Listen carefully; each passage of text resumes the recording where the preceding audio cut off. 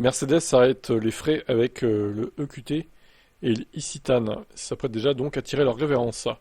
À partir de 2026, Mercedes se concentrera sur des segments supérieurs pour des questions de rentabilité. Mais en même temps, c'était des espèces de kangous badgés Mercedes. Enfin, ils nous prennent pour des jambons ou quoi là.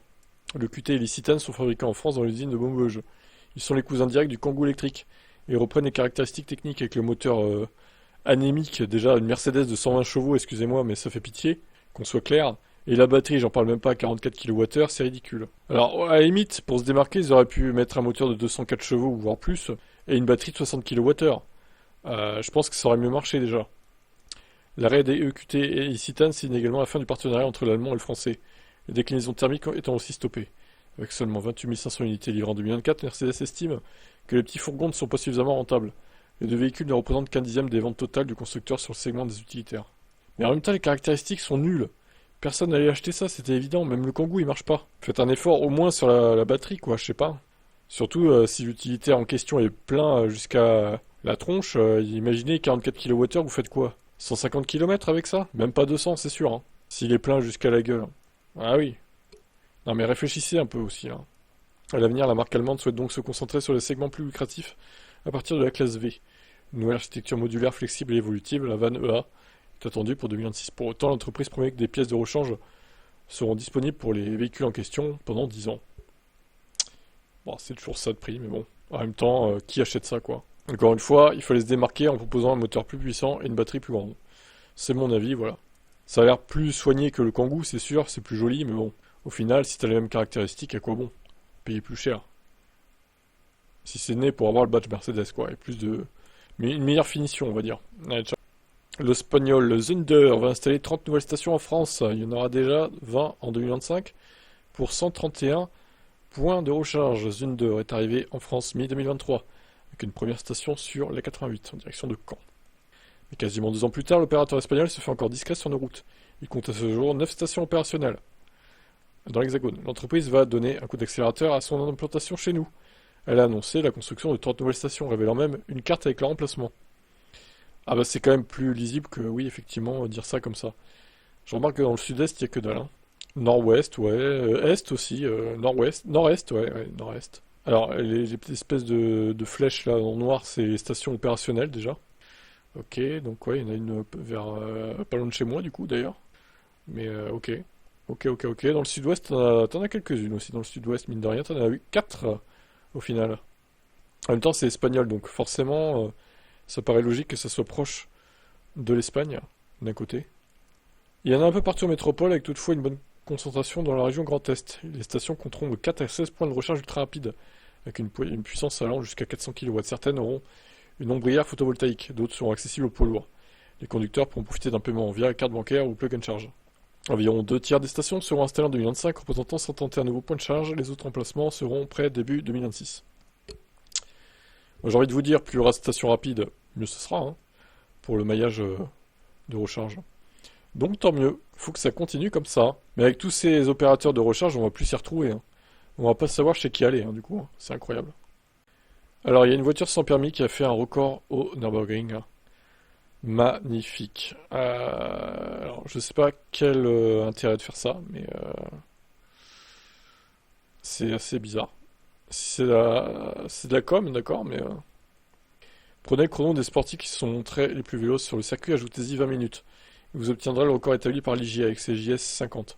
3 versions différentes de la voiturette française ont sillonné les 20 km et 73 virages de la piste. Une à moteur diesel et deux à moteur électrique, dont une variante a permis bridé à 75 km/h au lieu de 45, comme les deux autres. Cette dernière a donc évidemment bu beaucoup moins de temps, presque 10 minutes d'écart. Ah, ils vendent aussi des versions permis?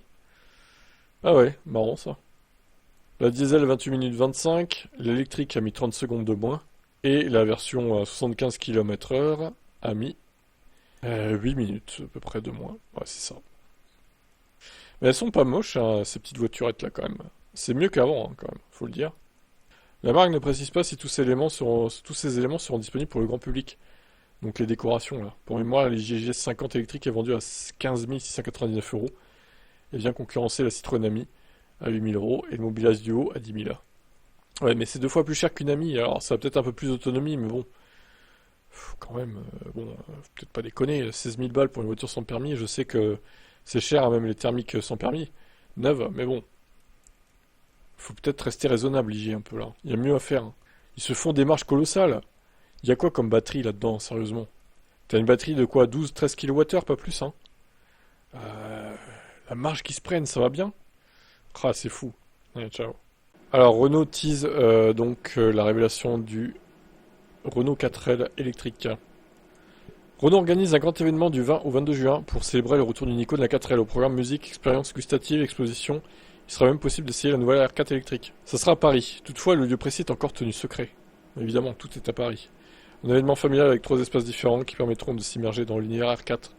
Il y aura le village, point d'entrée du festival avec une exposition dédiée à la Renault 4. La Clairière, une salle de concert à l'air libre où se produiront des artistes français. Et le jardin, un espace où de nombreux food trucks seront présents. Une ambiance hippie chic selon Renault, dont l'objectif est de refléter l'original esprit de la 4L. La firme aux losanges affirme que le lancement de la Renault 4 dans les années 60 s'inscrit dans une époque où le mouvement artistique musical a connu une forte expansion grâce à la résonance de grands festivals. Mais tout ça c'est du marketing, c'est de la com quoi.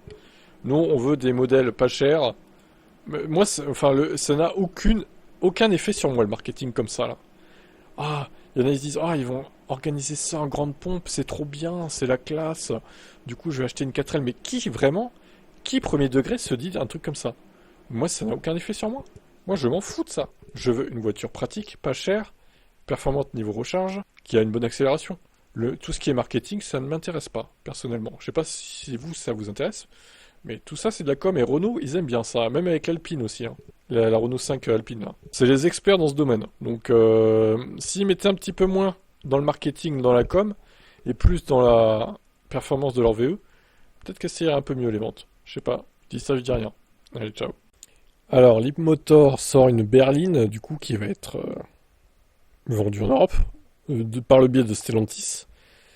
L'extension de la gamme Leapmotor dans le segment C se poursuit après le SUV B10. Voici donc la berline B01, qui fera son apparition publique au salon de Shanghai le 23 avril prochain.